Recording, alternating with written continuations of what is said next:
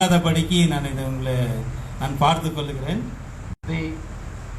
subject will be about gatekeepers. The gatekeepers are those who protect the sanctuary, who protect the tabernacle or protect the temple from unholy influence. அதாவது காவல் காக்கிறவர்கள் வாசல் காக்கிறவர்கள் என்றால் அதாவது ஆசாரிய கூடாரத்துக்குள்ளவோ அது பரிசுத்த ஸ்தலத்துக்குள்ளோ எந்த ஒரு தீட்டானது உள்ள நுழையாதபடிக்கு அவர்கள் பாதுகாப்பார்கள் காவல் காக்கிறது. எல்லாரும் கவனிங்க. But first we want to tell you a story. ஒரு கதையை சொல்ல விரும்புகிறேன். And this is about, we call it, I've been pronouncing it Athaliah, but you say Atalia. Yes, correct. அத்தாலியா குறித்து நம்ம பார்க்கிறோம் வேதாகமத்தில். Well, Atalia was a bad woman. அத்தாலியா வந்து மிக ஒரு கெட்ட ஸ்திரியாக இருந்தாள். She was the daughter of Ahab and Jezebel. அதாவது அந்த அத்தாலியாவானவள் ஆகாபுடைய மகள். So you know that she had a bad influence on her. அதாவது அவர் வந்து தங்களுக்குள்ள தவறான விஷயங்களை அனுமதித்தாள் என்று நாம் பார்க்கிறோம். She was from the northern tribe of Israel. அவளானவள் அது வந்து இஸ்ரேலுடைய வடபகுதியிலிருந்து இருந்தவள் அத்தாலியா. But she married Jehoram of the tribe of Judah to make peace. அவளான யூதா தேசத்து ராஜாவாகிய யோராமோடு அவள் திருமணம் செய்திருந்தாள். ஏனென்றால் இஸ்ரேலையும் யூதாவை ஒன்றிணைப்பதற்காக. Well, Jehoram, her husband, his father was Jehoshaphat, who was very faithful. அதாவது யோராமுடைய தகப்பன் யார் என்றால் யோசபாத். அவர் வந்து தேவனிடத்திலே மிகுந்த விசுவாசம் உள்ளவராக இருந்தார். But Jehoram chose to follow the way of Atalia and Baal. ஆனால் யோராம் வந்து அத்தாலியாவுடைய தவறான வழியை பின்பற்றக்கூடியவனாக இருந்தான் யோராம். Well, it wasn't too long until Jehoram took the crown of Judah. அதாவது யோராம் வந்து யூதா தேசத்திலே ஒரு பட்டத்தை அவன் சூட்டிக் கொண்டான். And remember, he was married now to Atalia. அவன் தான் அதாவது அத்தாலியாவை திருமணம் செய்திருந்தான். யோராம் ராஜா, யூதா தேசத்து ராஜா.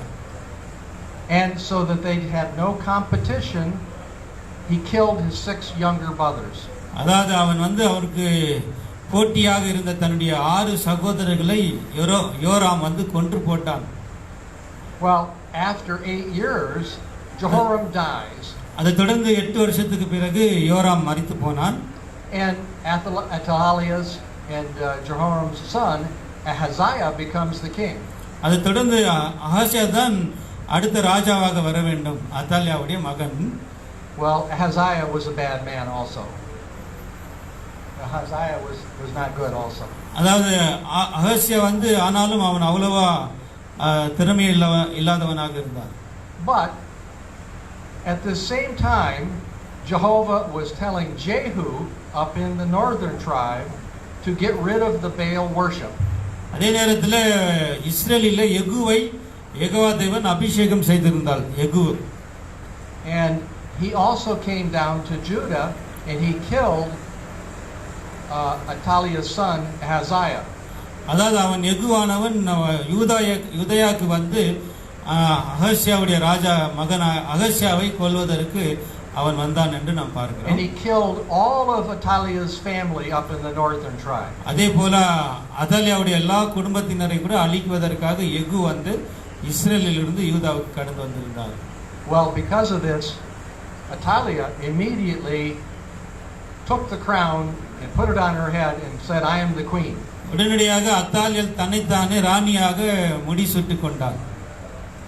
And then the first thing she does to eliminate competition with her is kill all of her grandchildren.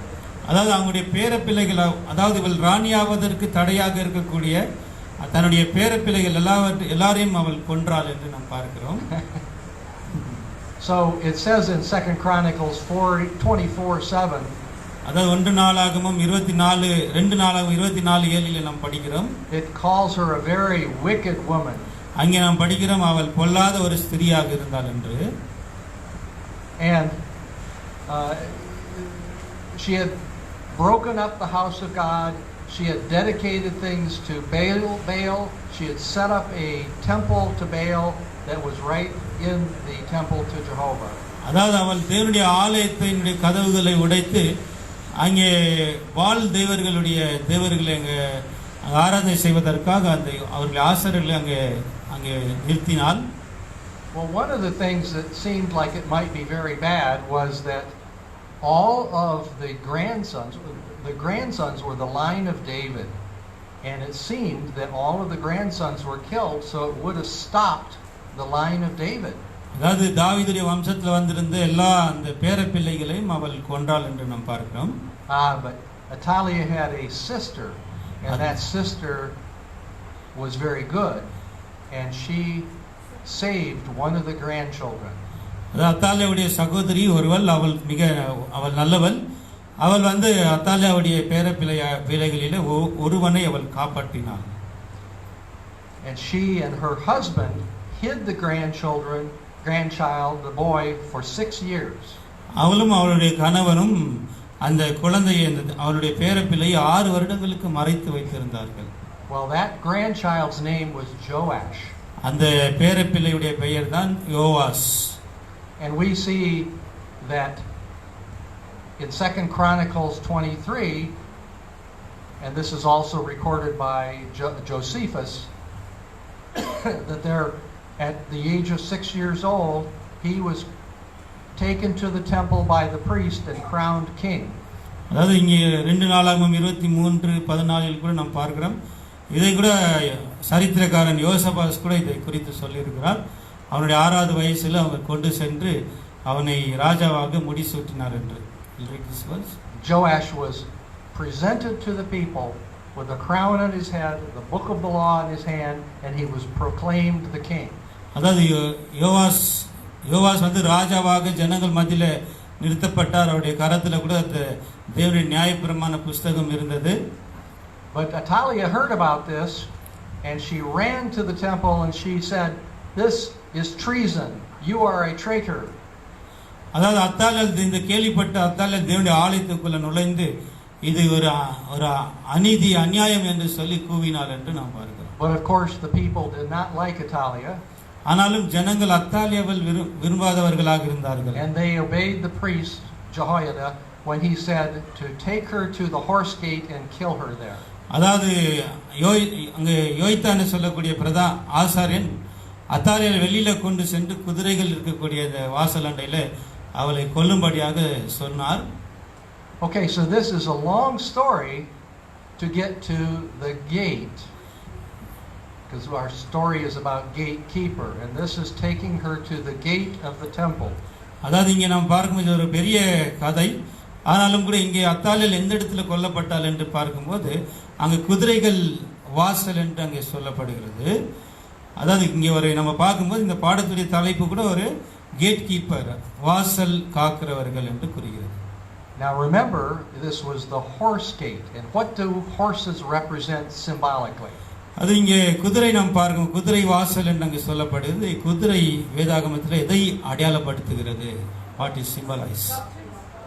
Yes, doctrine. Very good. Doctrines, உபதேசங்களை குதிரை அடையாளப்படுத்துகிறது. So we are looking at that this means immediately that we do not want any Atalia doctrines in the temple. அதை இங்கே நாம் பார்க்கும்போது இந்த அத்தாலியால வெளியே கொண்டு சென்றது எதை குறிக்கிறது என்றால் தேவனுடைய ஆலயத்துக்குள்ள எந்த ஒரு தவறான அத்தாலியாளுடைய உபதேசங்கள் இங்கே இருக்கக்கூடாது என்பதை அது குறிக்கிறது. Atalia in worship of Baal was unclean. அதாவது அத்தாலியால் பால் தெய்வங்களை அவள் வணிந்து கொண்டிருந்தால் அதெல்லாம் தேவனுக்கு ஒரு அருவருப்பாக இருந்தது. The gatekeepers to keep everything unclean outside the temple. வாசல் காக்கிறவருடைய ஒரு கடமை என்னவென்றால் அசுத்தமானவற்றையெல்லாம் வாசலுக்கு வெளியே வைக்க வேண்டும் என்பதுதான். Let's read Ezekiel 44:23. This is about the gatekeepers, the Levites, the sons of Zadok. அதாவது எசேக்கியேல் 44:23 நம்ம வாசிக்கிறோம். ஜாதோக் எனக்கூடியவர்கள் அதாவது இந்த பரிசுத்த ஸ்தலத்தை அவர்கள் சுத்தமாக வைக்க வேண்டும் என்பது. வாசிங்க, அது 44ஆம் அதிகாரம் எசேக்கியேல் 23வது வசனத்தை வாசிக்கலாம். அவர்கள் பரிசுத்தமானதற்கும் பரிசுத்தம் இல்லாததற்கும் தீட்டானதற்கும் தீட்டல்லாததற்கும் இருக்கும் வித்தியாசத்தை என் ஜனத்துக்கு போதித்து அவர்களுக்கு தெரிய பண்ண கடவர்கள். Yes. Okay. So then the people broke down all the temples of Baal, and Jehoiada and Joash reformed and made everything back to Jehovah. அதாவது யோவாசிக்கு நாம் பார்க்கும்போது உள்ள இருந்த எல்லா பாலுடைய எல்லா காரியங்களையும் அழித்து போட்டு யெகோவா தேவனுடைய காரியங்களை அங்கே அவர் ஸ்தாபித்தார் என்று நம்ம பார்க்கிறோம். Traditionally, the Kohathites were the gatekeepers. அதாவது ட்ரெடிஷனல், அதாவது ஆசாரிப்பு கூடாரத்தில் நாம் பார்க்கும்போது கோகாத்தியர்கள் தான் வாசல் காக்கிற ஒரு வேலையில் இருந்தார்கள். And thinking of gatekeepers, there's an interesting scripture in 2 Samuel 11:23. 2 Samuel 11:23 ஒரு அருமையான ஒரு வசனம் அங்கே இருக்கிறது. We know that you are to keep everything unclean, the gatekeepers to keep out the unclean things from the temple. But in this scripture it says are to drive the bad enemy back to their own gates, not only from your gate but back to their own gates. And maybe you can read that for us. வாசிங்க வசனத்தை 2 Samuel 11:23 நாம் பார்க்கும்போது அங்கே ஒரு வார்த்தை இப்படியாக சொல்லுகிறது, their own gate, அவர்களுடைய வாசலுக்கு வெளியே அவருடைய எதிரிகளை துரத்தப்பட்டார்கள் என்று நாம் இங்கே படிக்கிறோம். படிங்க சிஸ்டர். 2 சாமுவேல். தாவீதை பார்த்து, அந்த மனுஷர் கை மிஞ்சி அவர்கள் வெளியே எங்களுக்கு எதிராக புறப்பட்டு வந்த பொழுது நாங்கள் பட்டண வாசல் மட்டும் அவர்களை துரத்தினோம். Yes. So this is, first of all, if we are thinking the temple of our mind, our own gatekeeper, the gatekeeper of our heart, we should keep bad influences from coming into us. அதாவது தவறான எண்ணங்களையும் தவறான சிந்தனைகள் நம்முடைய இருதயத்துக்குள்ள வராதபடிக்கு நாம் கூட நம்முடைய வாசல்களை காக்க கடமைப்பட்டிருக்கிறோம். But what does it maybe mean to take the battle to the gates of the enemies? அதாவது அந்த இங்கே நான் படித்த வசனத்தில் அவர்கள் தங்களுடைய எதிரிகளை தங்களுடைய சத்துருக்களை பட்டண வாசல் மட்டும் துரத்தினார்கள் என்று இங்கே படிக்கிறோம். அது எதை குறிக்கிறது? Well, first of all, you have to know what city the enemy came from. அதற்கு முன்பதாக நம்முடைய இந்த பட்டணத்துக்குள்ள வரக்கூடிய எதிரிகள் யார் என்பதை நாம் அறிந்திருக்க வேண்டும். And for you as Christians, there's 4 cities. அதாவது கிறிஸ்தவர்களாகிய நமக்கு உங்களுக்கு 4 எதிரிகள் இருக்கிறார்கள். The world, உலகம், flesh, மாமிசம், devil or Satan, சாத்தான், and what? Babylon. That's the one we don't want to miss. Babylon, அதை தான் மிஸ் பண்ணியிருக்கிறோம். These are all bad influences. இதெல்லாம் தவறான ஒரு காரியங்கள். And we need to drive the enemy back to the source. அதாவது அந்த சத்துருக்களை நாம் மறுபடியும் அவர்களை துரத்தி அடிக்க வேண்டியவர்களாக இருக்கிறோம். And stop them from even coming to our temple at all. அதோடு மாத்திரமல்லாமல் அவர்கள் தேவனுடைய ஆலயத்துக்குள்ள வராதபடிக்கு அவர்களை நாம் தடுத்து நிறுத்த வேண்டும். Well, we can't stop people from coming to us. அதாவது நம்ம பார்க்கிறோம் ஜனங்கள் நமக்குள்ள வருகிறார்கள். We live in this world. We are not in a monastery up on a hill. நம்ம மலைகளிலும் வெளியில நம்ம வாழ்கிறது இல்லை. நம்ம இங்க உலகத்துல தான் நம்ம வாழ்ந்து கொண்டிருக்கிறோம். But we can identify the influences. ஆனால் நம்ம உணர வேண்டும் அதோடைய தாக்கங்கள் நம்மை தாக்குகிறது.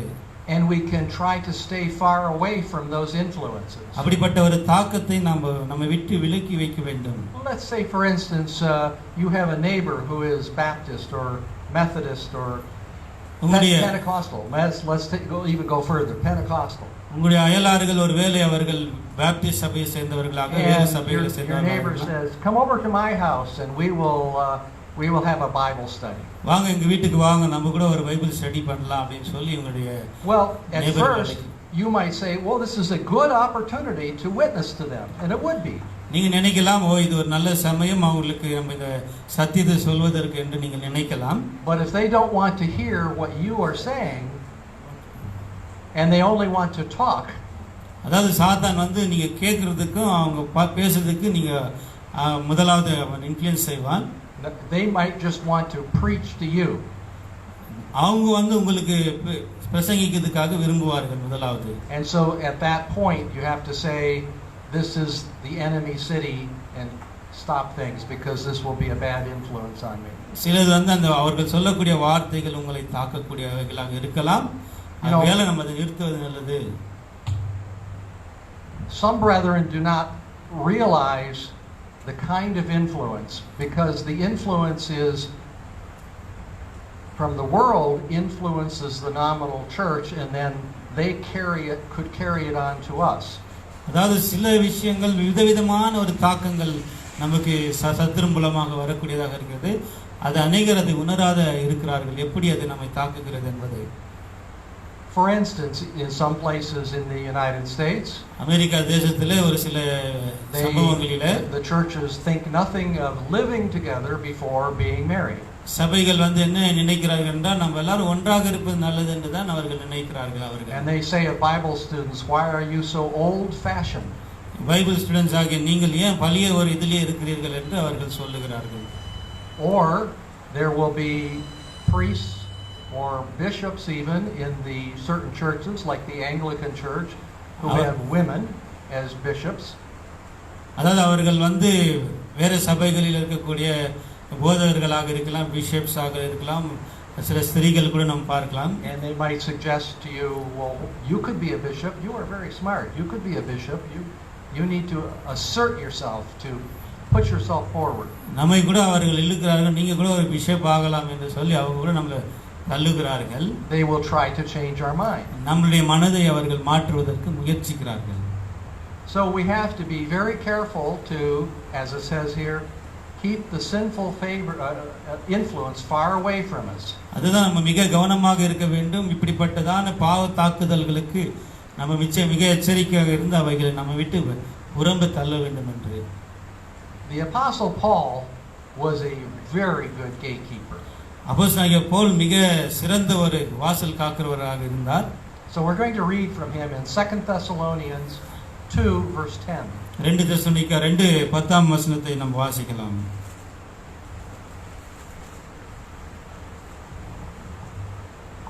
கெட்டு போகிறவர்களுக்குள்ளே அநீதியினால் உண்டாகும் சகலவித வஞ்சகத்தோடும் இருக்கும் ரட்சிக்கப்படத்தக்கதாய் சத்தியத்தின் மேலுள்ள அன்பை அவர்கள் அங்கீகரியாமல் போனபடியினால் அப்படி நடக்கும். Yes, so they receive not the love of the truth. Yeah, correct. That's right. They receive not the love of the truth. அதாவது அவங்க நம்ம வாசித்த வசனத்திலே அவர்கள் சத்தியத்தின் மேல் அன்பில்லாதவர்களாக இருக்கிறார்கள் என்று. I think for Bible students the truth is something we love more than anything. அதாவது வேதமானவர்களாகிய நாம் மிக எல்லாவற்றை காட்டிலும் அதிகமாக சத்தியத்தை தான் நம்ம நேசிக்கிறோம். There's no reason for me to know this brother. அதாவது இந்த சகோதரனை தெரிந்திருப்பதற்காக எந்த காரணம் இல்லை நமக்கு இங்க, except for the common doctrine of the truth. அதாவது நம்ம பொல்லான உபதேசத்தை விட்டு சத்தியத்தில் வந்ததுனால தான் நீங்கள் என்னை அறிந்திருக்கிறீர்கள். If he was a Hindu, I would not know him. நான் ஒரு இந்துவாக இருந்திருந்தால் எனக்கு இவரை தெரிந்திருக்காது. If he was a Christian, I would not know him unless he knew the truth. ஒரு பேர் கிறிஸ்தவராக இருந்திருந்தால் கூட நான் என்னை அவருக்கு தெரிந்திருக்காது. And now we can have a wonderful fellowship together with Jehovah and Jesus together. அதாவது இங்கே நம்ம பிதாவாகிய தேவனோடும் இயேசு கிறிஸ்துவோடு நாங்கள் இப்போது ஐக்கியப்பட்டிருக்கிறது காரணம் சத்தியம் தான் என்று நாம் பார்க்கிறோம். We can sometimes go to another Christian and say we can shake their hand. அதாவது பேர் கிறிஸ்தவர்கள் மத்தியில் நம்ம கடந்து அவர்களுக்கு கை குலுக்கல் நம்ம கொடுப்போம். But we do not have the heart fellowship. ஆனாலும் அவர்களோடு கூட நம்ம மனதின் ஒரு ஐக்கியம் அவர்களோடு ஏற்பட முடியாது. Because they do not see Jehovah the way we do. அவர்கள் வந்து யெகோவா தேவனை நாம் பார்க்கிறது போல அவர்கள் பார்ப்பதில்லை. First of all, they think Jesus is Jehovah.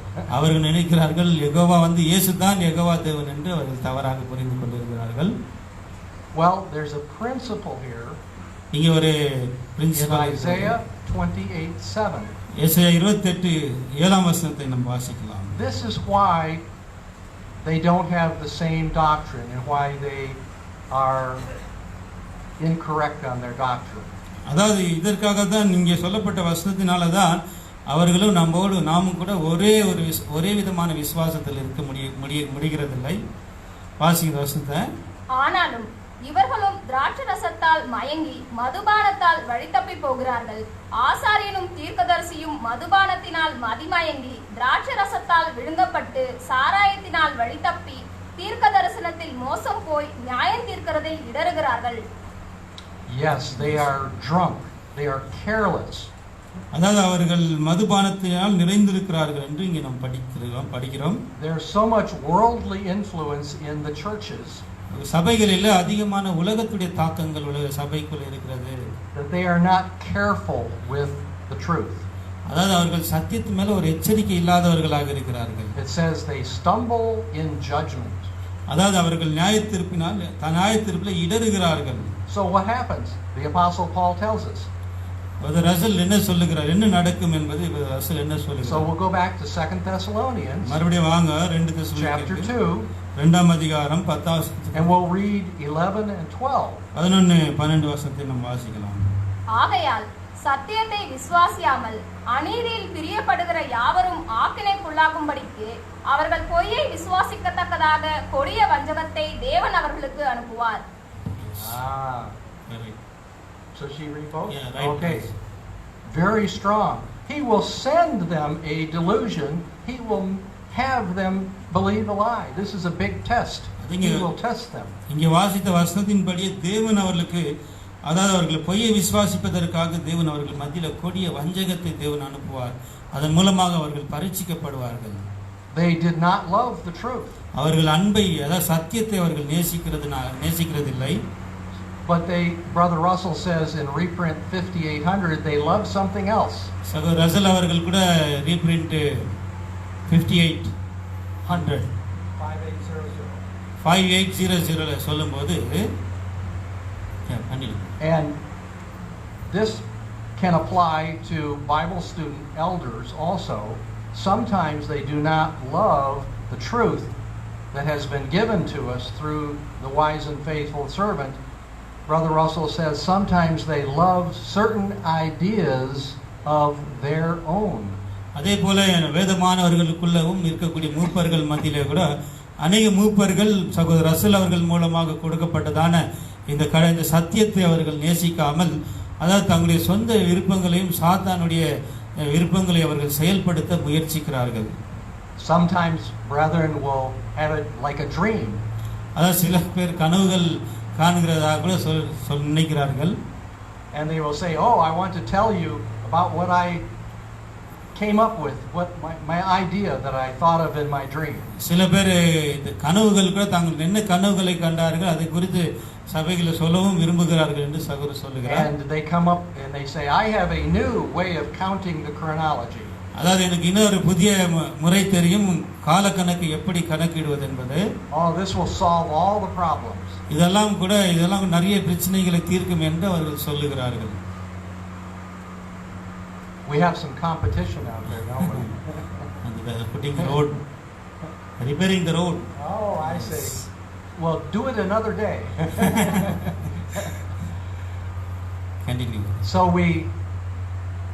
some desire more liberty of their own self-will to be able to speak different ideas.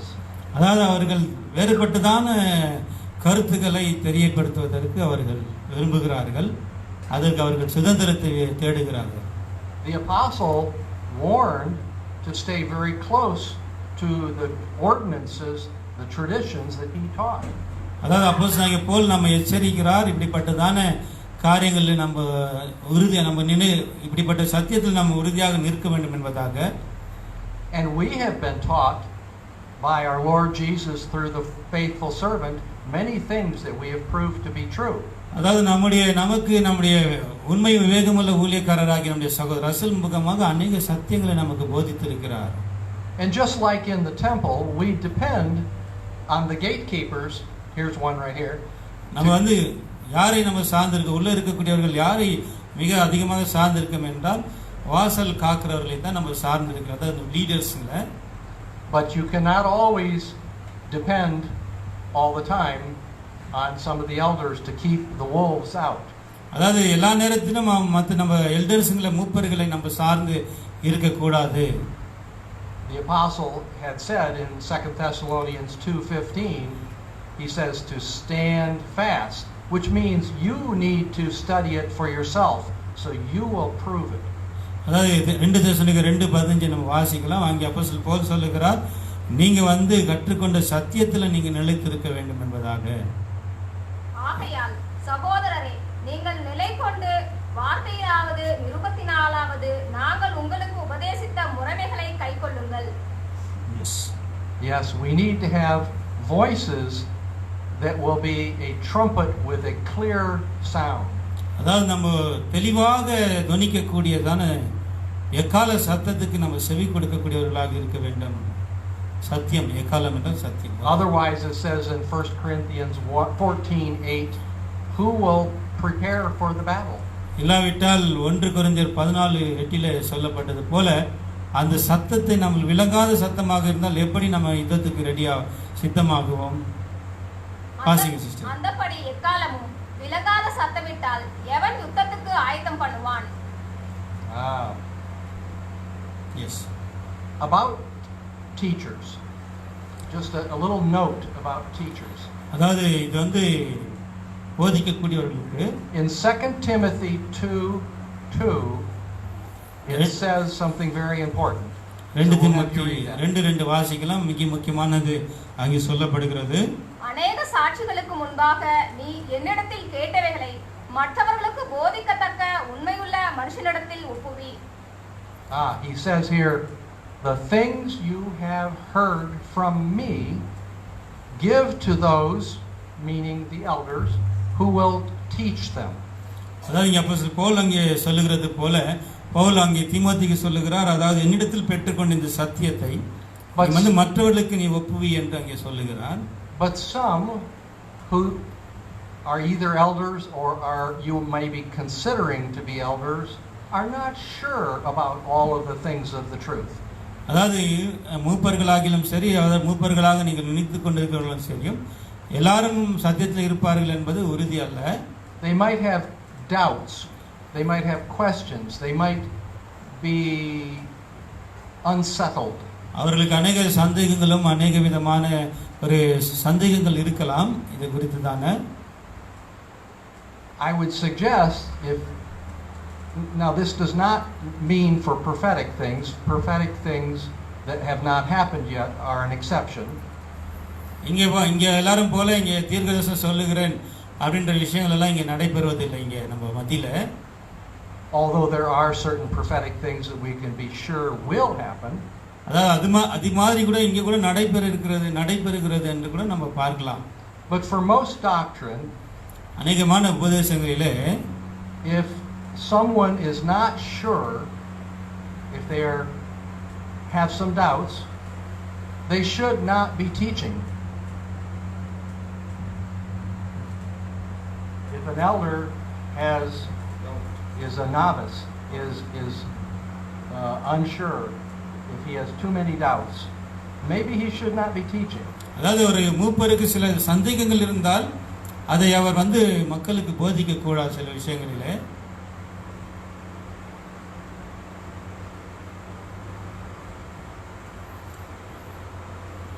Some lately have suggested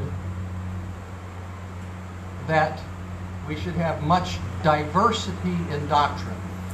அதாவது நம்ம சில விஷயங்கள் நம்ம பார்க்கும்போது அநேகமான பிரிவுகளை நம்ம சத்தியத்தில் நம்ம பார்க்கிறோம். Diversity in viewpoints, many different viewpoints they have suggested would be acceptable. சில விஷயங்களில் ஒவ்வொருவருடைய தனிப்பட்ட ஒரு கருத்துகள், வித்தியாசமான கருத்துகள், வித்தியாசமான பார்வைகள் நம்ம அங்கே பார்க்கலாம். There are some who suggest, we cannot be absolutely sure on certain things, and so we should allow a wide variety of thought. அதாவது சில பேர் ஏன் சபைகளிலே இப்படிப்பட்ட பிரிவுகள் என்பதற்கான ஒரு சரியான ஒரு இது இல்லாமல் இருக்கலாம். But I would suggest that Jesus has given us all of what we need and we can be sure about it. அதாவது நம்ம ஆண்டவர் இயேசு மூலமாக நமக்கு தேவையானதெல்லாம் மற்றும் நமக்கு கொடுக்கப்பட்டிருக்கிறது. God does love diversity in our appearance, நம் மத்தியிலே பிரிவுகள், in the clothes that we wear. இதெல்லாம் தேவன் விரும்புகிறார். நம் மத்தியிலே எப்படிப்பட்டதான பிரிவுகளை. He does not desire we wear all the same thing. அதாவது தேவன் இப்படிப்பட்ட Spirit. அதாவது கலாத்தியர் 3:28 சொல்லுகிறது, நாம் ஆவியிலே எல்லாரும் ஒரு ஆவி உள்ளவர்களாக இருக்க வேண்டும் என்பதாக. யூதன் என்றும் கிரேக்கன் என்றும் இல்லை, அடிமை என்றும் சுயாதீனன் என்றும் இல்லை, ஆண் என்றும் பெண் என்றும் இல்லை, நீங்கள் எல்லாரும் கிறிஸ்து இயேசுவுக்குள் ஒன்றாய் இருக்கிறீர்கள். And now read Philippians 2:2. பிலிப்பியர் 2:2 நாம் வாசிக்கலாம். நீங்கள் ஏக சிந்தையும் ஏக அன்பும் உள்ளவர்களாய் இருந்து இசைந்த ஆத்துமாக்களாய் ஒன்றையே சிந்தித்து என் சந்தோஷத்தை நிறைவாக்குங்கள். One accord, one mind, the same love. எல்லாவற்றிலும் நாம் பார்க்கும்போது ஒரு மனத்தை வலியுறுத்துகிறதாக நாம் பார்க்கிற இந்த வசனங்களிலே. It's like having an army, அதாவது ஒரு ஆர்மியை போல, that has a flag, a standard they call it, that a pole with the insignia on it of the group. அதாவது எப்படி ஒரு படையை நடத்தக்கூடிய ஒரு சேவகர் வந்து தன்னுடைய கொடியை ஏந்தி பிடித்து கொண்டிருப்பார். And everybody is to follow that. எல்லாரும் அந்த கொடியை அந்த சோல்ஜரை பின்பற்ற வேண்டும். That army is to follow that. அந்த படையானது அந்த சேவகனை பின்பற்ற வேண்டும். But ஆனால் if there maybe are 3 or 4 flags, அதே நேரத்தில் ஒரு 4-5 கொடிகள் இருந்தால் என்ன நடக்கும்? and they are all going different directions, ஒவ்வொருவரும் ஒவ்வொரு திசையிலே அவர்கள் கடந்து செல்வார்கள். which one would you choose? எதை அவர்கள் தேர்ந்தெடுப்பது என்ற குழப்பத்துக்குள்ளாவார்கள். Can be very, very confusing. அதாவது எதை தேர்ந்தெடுப்பது என்று ஒரு குழப்பத்துக்குள்ளாவார்கள் அனைவரும். Now I'm not suggesting ஆனால் அவர்கள் எதை suggesting? I'm not suggesting that we all strictly force each other to conform to the same doctrine. அதாவது நான் சகோதரருடைய கருத்து சொல்லுகிறது என்னவென்றால், நாம் அனைவரும் ஒரே விசுவாசத்துக்குள்ளாக நாம் கட்டப்பட்டவர்களாக இருக்க வேண்டும். That is what the Jehovah's Witnesses do. அதுதான் யெகோவா விட்னஸஸ் கூட செய்கிறார்கள். I don't know if you know Jehovah's Witnesses very much. உங்கள சிலருக்கு யெகோவா விட்னஸ் தெரிந்திருக்காது. They have a similar belief to us. நமக்கு நெருங்கிய ஒரு விசுவாசம் உள்ளவர்களாக இருக்கிறார்கள். But they demand absolutely everyone has to believe everything the same way. அதாவது அவர்கள் என்னவென்றால் அவர்கள் என்ன நம்புகிறார்கள் அதை தான் மற்ற எல்லாரும் நம்ப வேண்டும் என்ற ஒரு ஒருமைப்பாட்டில் இருக்கிறார்கள். And if you differ on anything, you will be disfellowship. யாராவது வித்தியாசமான கருத்து யெகோவா விட்னஸ்க்கு எதிராக கொண்டு வந்தால் அவர்களோடு கூட அவர்கள் ஐக்கியத்தை வைத்துக் கொள்வதில்லை. Well, I'm not saying that. I'm not trying to say to do that. அதை நான் செய்ய வேண்டும் என்று நாங்கள் மத்தியில சொல்லவில்லை. But there are things that we should be very sure on and have a unity. We should have a unity on most things. நம் மத்தியிலே अनेक விஷயங்கள் நாம் அனைவரும் not because we are forced, but because we have studied them. Okay, நம் பலவந்தமாக அல்ல ஒருமையாக இருக்க வேண்டும் என்பதற்காக, சத்தியத்தின் நிமித்தம் நம் அனைவரும் ஒன்றாக இருக்க வேண்டும் என்பதுதான் நாம் விரும்புகிறோம். And this is why we are here. அதற்காக தான் நாம் அனைவரும் இங்கே இருக்கிறோம். We see a unity with us on doctrinal things. அதாவது நம்ம இங்கே ஒன்று கூடி இருப்பதற்கான காரணம், ஒற்றுமையாக இருக்கக்கூடியதுக்கான காரணம் நம்முடைய ஒரே விசுவாசம், ஒரே உபதேசத்தில் நாம் இருப்பதினாலே. And so we are very pleased to meet with you here. அதாவது நாங்கள் உங்களை பார்ப்பதிலே ரொம்ப சந்தோஷமடைய, ரொம்ப விருப்பப்படுகிறோம். So going back to Atalia in the story, மறுபடியும் நம்ம அத்தாலியாவுடைய இந்த கதைக்குள்ளாக நாம் கடந்து செல்லலாம். We want to be gatekeepers. நான் ஒரு வாசல் காக்கிறவனாக இருக்க விரும்புகிறேன். To keep our spiritual temple clean. அதாவது என்னுடைய ஆவிக்குரிய இந்த ஆலயத்தை சுத்தமாக வைக்க வேண்டும் என்று விரும்புகிறேன். And to keep anything away that is not proven to be sanctifying. அதாவது சுத்தமல்லாத எல்லாவற்றையும் நான் வெளியிலே வைப்பதற்கு anything that the apostle called the untruth. எதெல்லாம் உண்மை இல்லாதவைகள் இருக்கிறதோ அவை எல்லாவற்றையும் ஆலயத்துக்கு வெளியே வைக்க வேண்டும். So brethren, be very careful. சகோதரர்களே, ரொம்ப எச்சரிக்கையாக இருங்கள். And stand fast in the truth. சத்தியத்திலே நிலைத்திருங்கள். May the Lord add his blessing. ஆண்டவர் நம் அனைவரையும் ஆசீர்வதிப்பாராக. ஆமென்.